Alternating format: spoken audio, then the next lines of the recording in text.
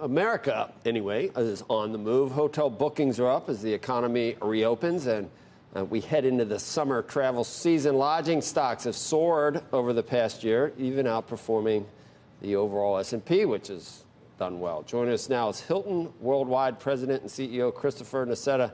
Chris, it's good to see you. I want the latest info. Here's all I'll tell you, Chris. We tried to do something on the airlines yesterday. And I finally put the speakerphone on and just set it there and went about my business to try and get someone to finally pick up. I've never seen it like this. I don't know whether they can't get people there or the call volume is just so heavy. Are you seeing the same thing? We had a really busy weekend. First of all, thanks for having me. And it's great to see the three of you in the studio. It's been too long. Nice getting people back to work. We're opening up our world headquarters here slowly but surely starting today. But yeah, we had a blockbuster weekend. I think we had on Saturday night we were across the United States almost 93% occupied, which is certainly the best since COVID hit, and probably honestly the best Saturday night we've ever had. Now, every night is not like that. It was a holiday weekend, but the business is coming back very strong. It's obviously being led by leisure at the moment, but business travel is starting to pick up some steam.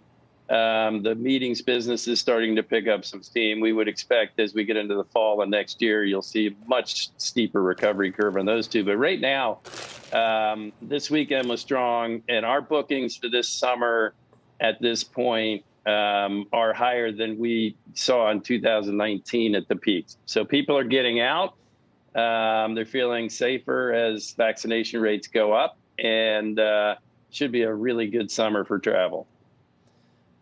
I'm wondering whether the inclination to want to see people face-to-face, business-wise, I'm wondering whether that overcomes the new normal, which we might have, because a lot of people have seen you can do things through Zoom and other things. But then again, I can imagine some big companies would love to have a meeting or a convention or something where everyone gets back together. And there could be some pent-up demand there that gets you back to almost pre-pandemic levels. Do you think business gets back to pre-pandemic, or will always be down? No, I absolutely believe it'll get back to pre-pandemic levels and then go beyond.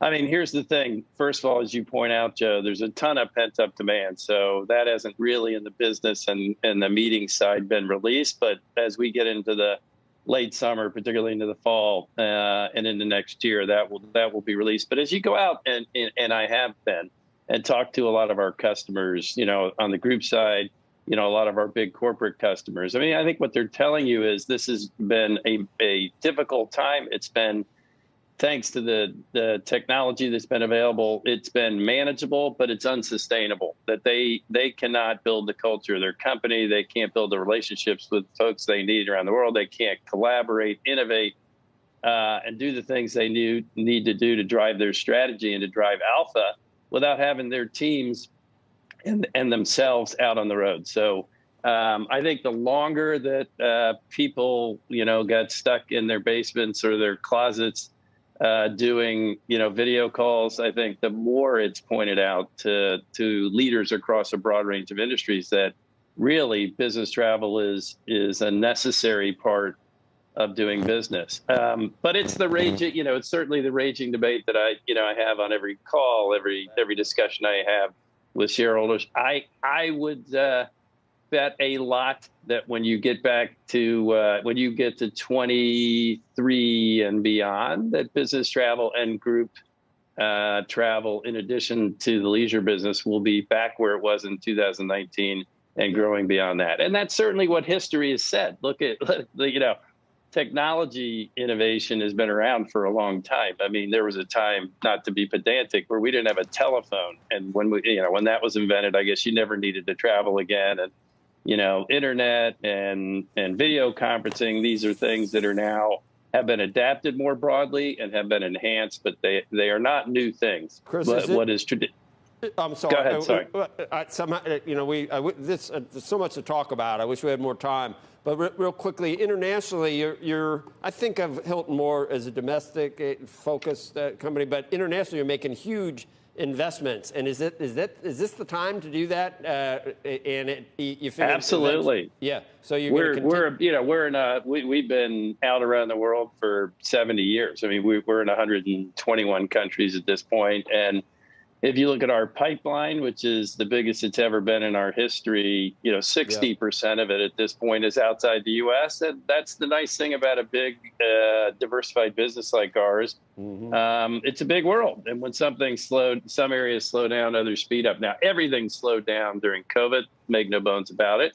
But from a growth point of view, as an example, China, we're going to have one of the best years we've ever had in China this year because they're ahead of the curve relative to the U.S. and other parts of the world. So we're continuing to grow at a very rapid pace and suspect we will in the coming years. Shepard Smith here. Thanks for watching CNBC on YouTube.